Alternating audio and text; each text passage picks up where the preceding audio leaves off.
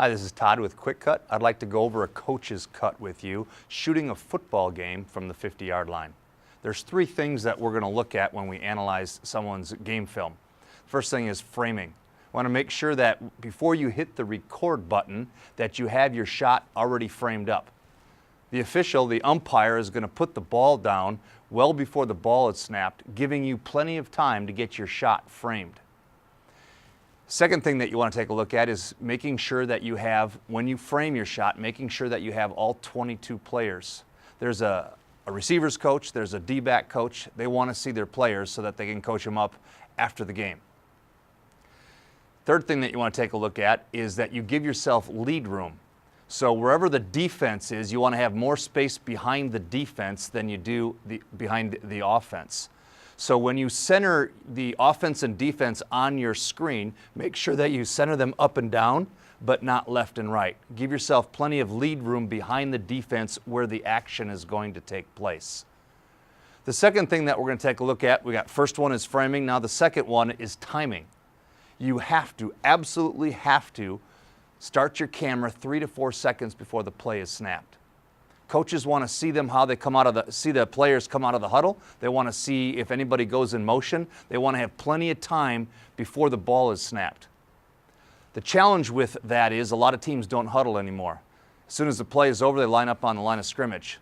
The key then is to look at the quarterback. If the quarterback is facing the sideline, getting instructions from the coach, don't hit record.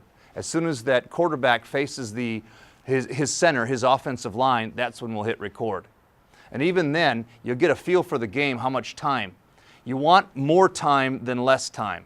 It'll take a half second, 3/4 of a second to start recording after you hit the record button. So make sure that you have plenty of time. I would say the number one mistake of all the camera operators that I deal with is that they don't get enough time before the ball is snapped. It doesn't happen every play, but there's a few plays every game where they didn't hit the record button soon enough. So 3 to 4 seconds. The third, timing also is not just before the play, but it's also after the play. We're doing stats, coaches are doing stats on the play. So you're going to have to creep in with your zoom as the play starts to wrap up, making sure that you can see the jersey numbers of the guys who are making the tackle and the ball carrier. Now they're not going to get up from the pile and face you and show their jersey numbers. So you may have to stay with them until they get a turn. When you see that the jersey number, that's when you can hit the pause button. The third thing that we're going to take a look at is flow. Flow is kind of common sense. You got to follow the ball carrier. You don't let the ball carrier run off the screen. So if he's running a sweep, you may have to pan your camera down.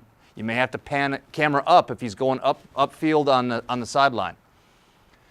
Flow for a running play is pretty simple. You just follow the ball carrier. But on a pass play, we'll do it a little bit differently.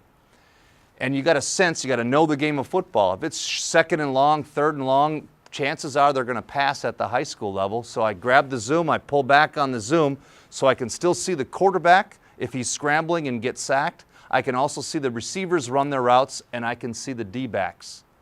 Don't worry about which receiver he's going to throw it to, because you'll probably guess wrong. As long as you pull back on the zoom, you'll capture it. If you're only using the screen on your camera, it's going to look like ants.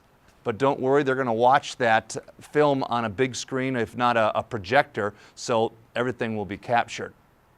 So in summary, those three things that we would like you to look at and concentrate on: framing, timing, and flow.